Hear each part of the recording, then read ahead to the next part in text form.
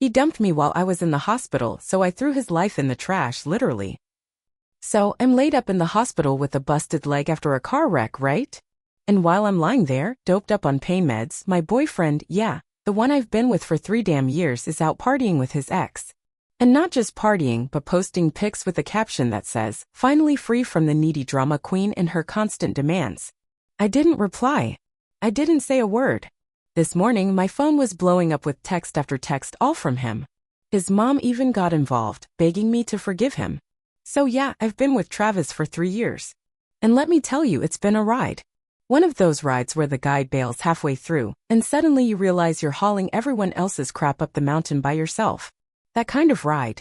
We met back when I volunteered at this community garden thing my company was backing. I got stuck on the compost crew, and Travis, he was the compost king. No joke, he actually called himself that. Unironically. And even though that should have been a warning sign, I thought his weird passion for rotting veggies was kind of cute. He gave this whole speech about how decay was just the first step to something beautiful. My soft-hearted, plant-loving self totally fell for it. Signed right up for that metaphor without a second thought. Now it's 4 years later, and the only thing that got composted was my self-respect. Let's break it down. In 3 years, Travis helped with rent exactly 7 times. My name's the only one on the lease because his credit is temporarily wrecked for 3 years. He's been between jobs for more than half of our relationship. And whenever he did have some money, it went straight to his gaming rig, fancy sneakers, or bar nights with the guys. He borrowed my car more times than he ever asked how my day was going. But hey, I was in love. So I kept making excuses. He was finding himself, he had potential. All that crap we feed ourselves when we're dating a grown-ass man who acts like a child. Then last week, bam, car accident. Some idiot ran a red light and T-boned me. I ended up with a busted leg, 3 cracked ribs, and a concussion. The doctor said I was lucky, but it sure as hell didn't feel lucky. Travis? He showed up at the hospital once. Stayed 20 minutes. Said hospitals give him anxiety and he needed time to process the trauma. You know, the trauma that happened to me. Not to make it all about me or anything, but I was the one with metal in my leg. Meanwhile, my best friend Rachel? She stayed in that awful hospital chair for 3 nights. Helped me hobble to the bathroom, brought real food, even washed my hair in that dinky little sink, 'cause I couldn't shower. Now that's what you call a friend. So there I am, drugged up and half out of it, and I see Rachel scrolling through her phone. She gets this weird look on her face. I ask what's up and she tries to brush it off, but I could tell something was wrong. I snatched her phone, yeah, rude, but pain meds make me bold, and what do I see? A photo of Travis, all cozy with his ex, Amber. The caption? Finally free from the needy drama queen and her constant demands. I just froze. 3 whole years of being there for him. Emotionally, financially. Putting up with his endless identity crises, his obsession with video games, the way he couldn't figure out how to clean a damn toilet. And that's what he posts? While I'm lying broken in a hospital bed. Even worse, our so-called friends were commenting, "Glad you're happy, bro, and you deserve better." Not one of them asked, "Isn't your girlfriend in the hospital right now?" I didn't reply. Didn't text him. Didn't call. I just sat with it. And while I sat there, one very important detail came to mind. The lease is in my name. So I started making moves. Called the landlord and explained what was going on. Got in touch with my brother. Hit up my cousin. We put a plan together. Yesterday we made it happen. Travis had dropped by the apartment a couple times while I was recovering at Rachel's, but he had no clue what was coming. My brother and 2 of his co-workers came over, and we boxed up every single one of Travis's things. Every gross sock. Every damn Funko Pop. All his consoles, controllers, and special edition gear. His beer collection, his baseball cards, the whole lot. We hauled it all out and tossed it straight into the dumpster behind our building. Not the recycling bin. The dumpster. Where it belongs. Compost King can rot with the rest of the garbage. Now maybe that sounds harsh, but let me be clear. Travis hadn't paid rent in 3 months. The landlord had been sending me warnings and I'd been hiding them because I was too embarrassed to admit my boyfriend couldn't chip in. I was busting my ass doing freelance work to cover his half while he claimed he was networking. Oh, and guess what he was really doing while I was stuck in that hospital bed? Interviewing for a job. Not just any job, a job he got through my connections. A position he was supposed to start next week. Keyword was. Turns out the hiring manager? That's my old college roommate's brother. And he received some very detailed updates about Travis's reliability, including screenshots of that lovely post where he trashed me publicly while I was recovering from a major accident. This morning, my phone wouldn't stop going off. Message after message from Travis. Where's my stuff? Are you kidding me right now? You can't do this to me. All my collectibles were in that apartment. You're gonna pay for this. And then the tone shifted. Baby, I'm sorry.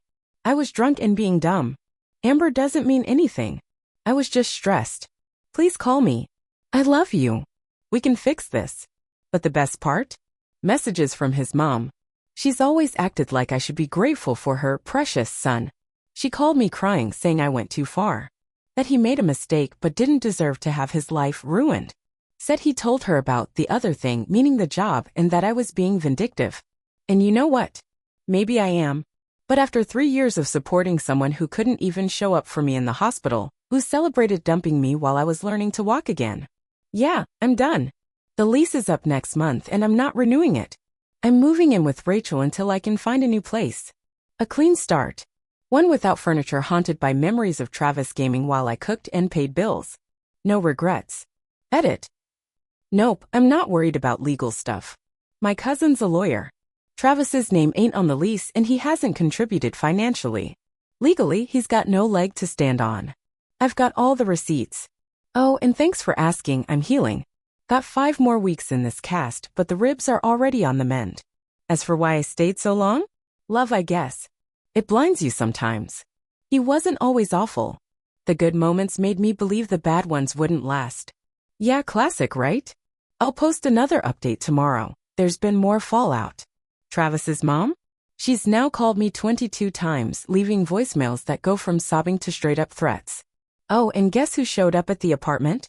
Yep, Travis. But the landlord wouldn't let him in. Might have had something to do with your boy here changing the locks. Just saying. First update. Wow. I honestly didn't expect my last post to blow up the way it did. Thanks to everyone who reached out. Seriously, the support, the kind messages, even the legal advice. It means a lot. Now, like I promised, here's what's gone down since then. Remember how I said Travis's mom called me 22 times? Yeah, that number's now at 54. That's 54 calls in a day and a half. I finally picked up on call number 55 just to stop the madness. Picture this. I'm lying in Rachel's guest bed, leg propped up on 3 pillows, shoveling sour cream and onion chips into my mouth like they're oxygen. Stress eating's my personal love language. Meanwhile, on the other end of the line, Linda, that's Travis's mom, is cycling through crying fits, guilt trips, and not-so-subtle threats.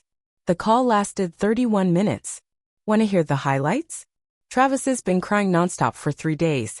I've never seen him like this. Funny. I cried for 3 days too. Right after I woke up in the hospital alone, wondering where the hell he was. But hey, go off, Linda. Do you have any idea what those collectibles were worth? Some of those baseball cards came from his grandfather. Do you have any idea how much rent costs, Linda? Because I do. Down to the exact dollar. For 3 years. He was planning to propose, you know? He even showed me the ring. Unless that ring was made of excuses, unpaid bills, and broken promises, I'm not impressed. We could press charges for destruction of property. My lawyer cousin already told me, nope, you can't. But thanks for playing. Then she goes, Travis told me everything. How you've been controlling his money and cutting him off from friends and family. At that point, I laughed so hard I nearly tore a stitch. Me? Controlling the finances? This is the same guy who once used our grocery money to buy a limited edition gaming keyboard. The same guy who borrowed $4,500 from me for a business opportunity that turned out to be crypto hype. The same man who hasn't voluntarily shown me his bank account since before the pandemic. Isolating him from his people? Please. I planned his birthday parties. I bought her Christmas gifts. I drove him to family events when his car got repossessed. But here's where things got real interesting. I didn't hang up on her, though I wanted to. Instead, I asked Linda, when was the last time Travis paid rent? She went quiet. Then she said, he told me you two had an agreement. That you handled bills and he paid for other things. What other things? I asked. Silence. Well, she finally said, I'm not involved in your financial arrangements. So I laid it all out for her. I told her how much Travis actually contributed, or more accurately, didn't. I explained how I racked up $20,000 in credit card debt over the years, covering his share of rent and bills. How I worked extra weekends while he played games and claimed he was networking. How I sold my grandma's jewelry just to make rent 1 month because he swore he had money coming that never showed up. You could hear her world unraveling through the phone. But he told me he's been supporting you, that you lost your job and he's been helping you get back on your feet. Me? Lose my job? I've been working the same gig for 5 years. Got 2 promotions. Meanwhile, Travis's had 6 jobs in 3 years. The longest one lasted about 4 months. I didn't even bother arguing. I just told her I'd send over receipts, bank statements, rent confirmations, and messages to clear things up. I also mentioned the social media posts he made while I was laid up in the hospital, which, of course, she claimed she'd never seen. The call ended with her saying she needed to talk to Travis and that she'd get back to me. Funny thing, she hasn't called since. Now, for those of you who asked, here's how the great dumpster cleanout actually went down. Obviously, I couldn't do much with my leg in a cast. But my brother Matt? The guy's a legend. He brought over 2 of his coworkers on their day off, no less. I paid them, of course, because unlike some people, I believe in paying folks for their time. Looking at you, Travis. We started with the crown jewels. His gaming setup, triple monitors, a $3,100 custom PC he bought while unemployed. Then came the figurines, all still boxed because they're worth more that way. The signed sports stuff he never let me hang up because it didn't match the decor he never paid for. His so-called beer collection? Bottles from year 1 of our relationship that he claimed he was aging. He just forgot they existed. It took us 3 hours. 3 hours of pulling socks from under the couch, finding half-eaten chip bags in drawers, and discovering receipts for crap I never knew he bought. It felt less like cleaning and more like digging through the ruins of some ancient man-child civilization. At one point, Matt lifted Travis's gaming chair, the one he actually called his throne, and carried it out like he was tossing a cursed object into a volcano. And no, we didn't break anything. We didn't trash his stuff out of spite. We just relocated it to where it belonged, the dumpster. I did hang on to 1 box. His birth certificate, social security card, a few family pics, and some medical records. Those are with the landlord now, who, by the way, is totally on my side. Once I showed him Travis's social posts and explained everything, he helped me change the locks. Turns out Travis came by twice yesterday trying to get in. The second time, he threatened to call the cops. Landlord just said, "Great idea. Let's call them together and tell them how you haven't paid rent in months." And just like that, poof, Travis vanished. Funny how fast some folks disappear when the truth comes out. Now let's talk about the other thing. Remember that new job Travis was about to start? The one I helped him get through my network? It was with a financial services firm. He would have been handling other people's money, planning their finances. Let that sink in. The guy who overdrafted his account twice in 3 days buying video games. One day, overdraft for game A. Next day, overdraft again because he forgot he bought game A and bought game B. So yeah, I contacted my friend's brother, the guy who hired him, and shared a few concerns. Screenshots of Travis's social media rants. Proof of his rent non-payment. Texts where he bragged about working the system to dodge bills. Was that petty? Maybe. But let's consider the full picture. Let me ask you something. Would you trust a guy who forgets to pay his electric bill with your retirement account? Yeah, me neither. I didn't lie. I didn't stretch the truth. All I did was pass along some honest, factual details about Travis's financial habits and overall character. Whatever the company chose to do with that info, that was their call. Spoiler alert. They pulled the job offer. And that brings us to today. Travis has moved on from firing off angry texts. Now he's sending long, weepy emails about how he's been doing a lot of soul-searching and how he realizes his mistakes. He claims that whole Amber post was just an act, that they're only friends, and that he lashed out because he was scared of losing me after the accident. According to his messages, he's had an awakening. He's changed. He's ready to step up, contribute, and be a real partner. Apparently, all it took was a car crash that nearly ended my life. 3 years of taking advantage of me. Public humiliation. Losing all his crap. Getting fired before his first day. And being outed to his own mom. All that. just for him to grow a conscience. What a deal. Oh, and guess who reached out? Travis's old college roommate, Sean. Turns out Travis has been crashing on his couch, alternating between crying and plotting some grand gesture to win me back. Sean just wanted to warn me. I thanked him for the heads up and told him to keep me in the loop if Travis starts talking about anything sketchy. He agreed and even apologized for not seeing who Travis really was. Apparently, Travis owes him money too. What a shock. Truly, I am stunned. Honestly though, I'm just tired. Physically, yeah, I'm still recovering from the accident. But emotionally, I'm wiped. The drama, the gaslighting, the nonsense, it's been nonstop. But underneath all that, I'm starting to feel something I haven't felt in years. Relief. It's like I've been carrying a 10-ton backpack I forgot I had on and now suddenly it's gone. My shoulders feel lighter literally. Tomorrow I've got a follow-up for my leg and then Rachel and I are gonna hop online and start hunting for a new place. The lease ends in 28 days and I can't wait to start fresh. Thanks for sticking with me through this whole roller coaster. I'll post again if anything wild happens, especially if Travis goes through with his so-called grand gesture. Based on past behavior, I bet good money it'll be weirdly inappropriate, cheap, or totally self-absorbed. Probably all three. Edit 1. A bunch of you asked about my car. Yeah, it was totaled in the accident. Insurance is covering it, but I'm still waiting for the payout. For now, I'm relying on Rachel and rideshare apps to get around.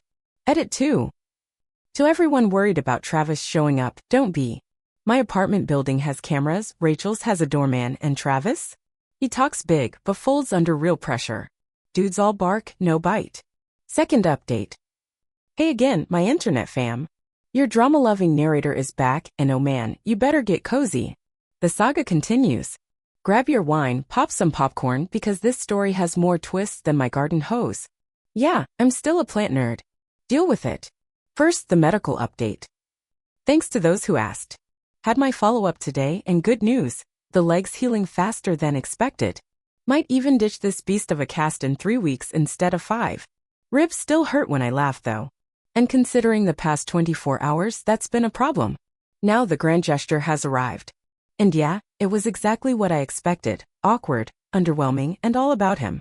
So there I was yesterday, chilling at Rachel's place, scrolling through listings for apartments. Then her doorman calls up. Says there's a delivery for me. Neither of us were expecting anything, so she went down to check. Broken leg and stairs don't mix, you know? She comes back up with this weird look on her face, and she's holding a compost bin.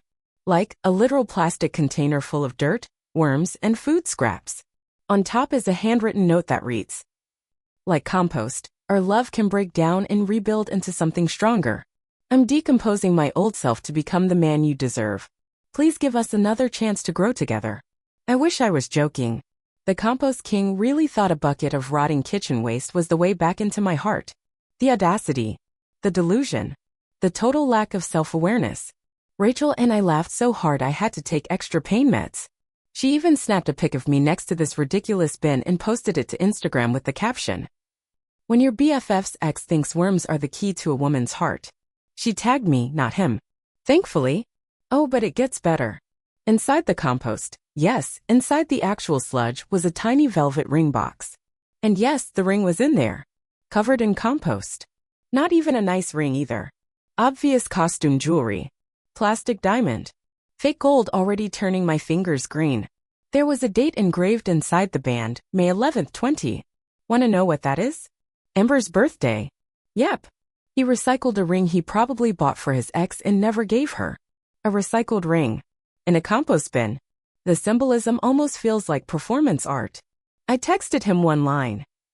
The compost bin is exactly where our relationship belongs, breaking down with the worms and trash. His reply? A flood of texts saying the ring was temporary and that the date was actually when he realized he loved me. Sure, buddy. I didn't reply again. But Rachel?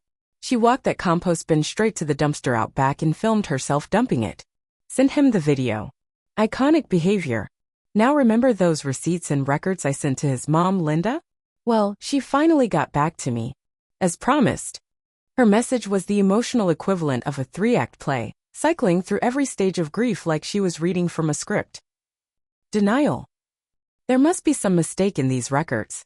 Travis said he was contributing. Anger. How dare you make my son look like this? These must be manipulated. Bargaining. If you were having issues, why didn't you come to me? I could have helped. Depression. I'm heartbroken that my son would behave like this. I raised him better. Acceptance. I owe you an apology. I had no idea what was really happening. I'm deeply sorry for enabling this. That last part? Honestly, it surprised me. But it felt good to hear. That last part? Honestly, it knocked me sideways.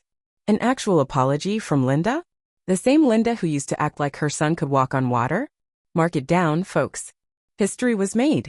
She even followed up with a single phone call, just one this time, not 54, and dropped some wild truth bombs.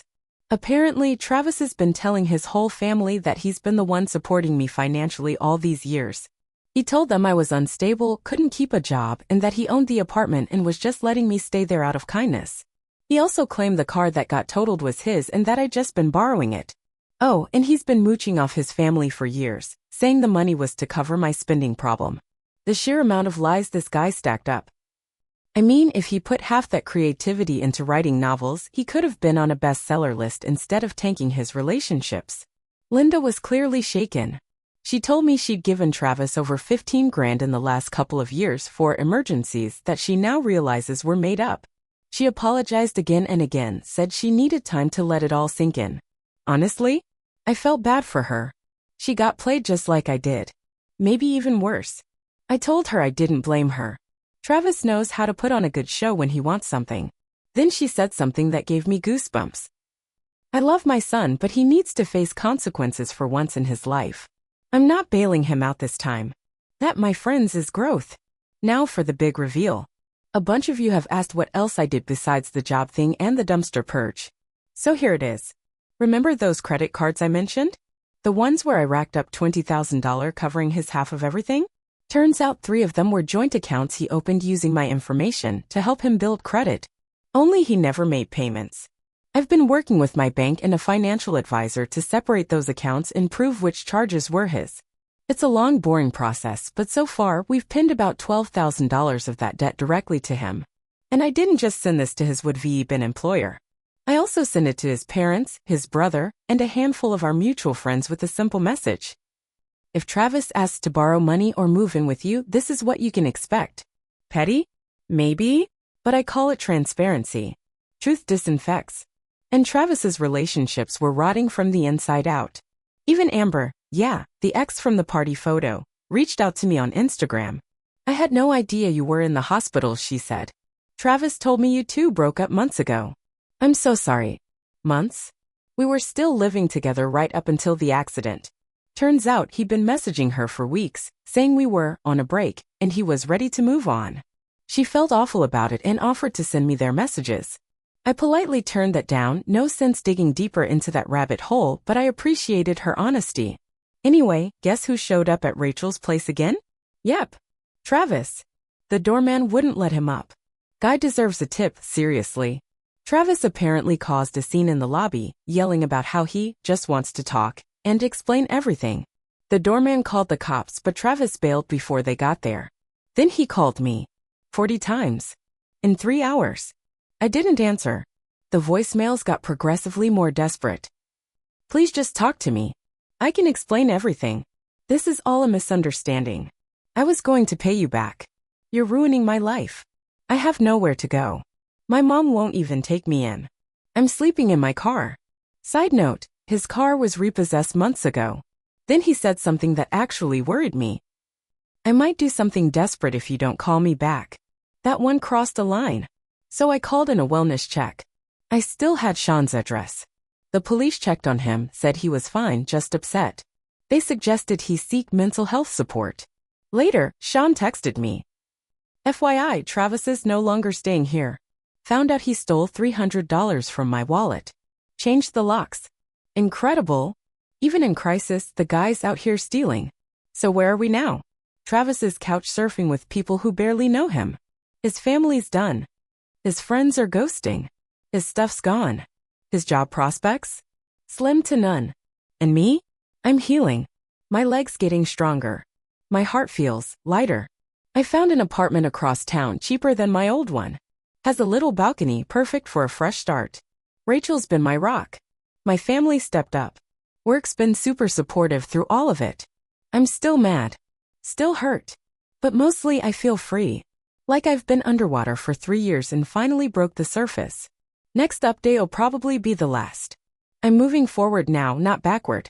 But before I go, I want to say thank you. All of you for listening, for the advice, the laughs, the encouragement. This community helped me more than you know. Final update. Hey Internet. One last time. It's been exactly a month since this whole saga started. And what a ride. So here it is. The closing chapter of the story of Travis the Compost King and how I finally bloomed after 3 years buried in his BS. Here's where things stand. I moved. Just got the keys to my new apartment yesterday. It's smaller, sure, but it has a little balcony and I've already started a container garden out there. The building has an elevator, crucial for the leg situation, and security cameras, crucial for the X situation. Got my cast off 2 weeks earlier than expected. I'm still in a walking boot, and physical therapy is brutal. I sweat more in PT than I ever did at the gym.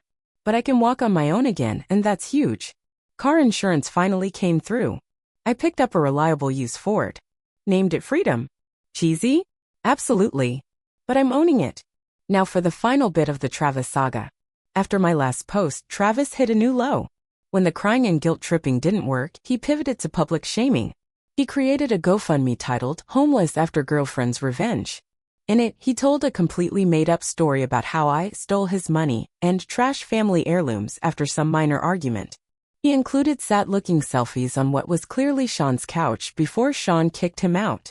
He asked for $6,000 to get back on his feet. The campaign lasted 5 hours. That's it. Why? Because Rachel, my brother Matt, and about a dozen mutual friends all reported it as fraud. A few even dropped links to my Reddit posts Travis had no clue existed. Seeing his grift fall apart must have sent him spiraling. He showed up at my old building again. Thankfully, I wasn't living there anymore. Caused such a scene, the neighbors called the cops. He was yelling about lies, defamation, and trying to get his stuff.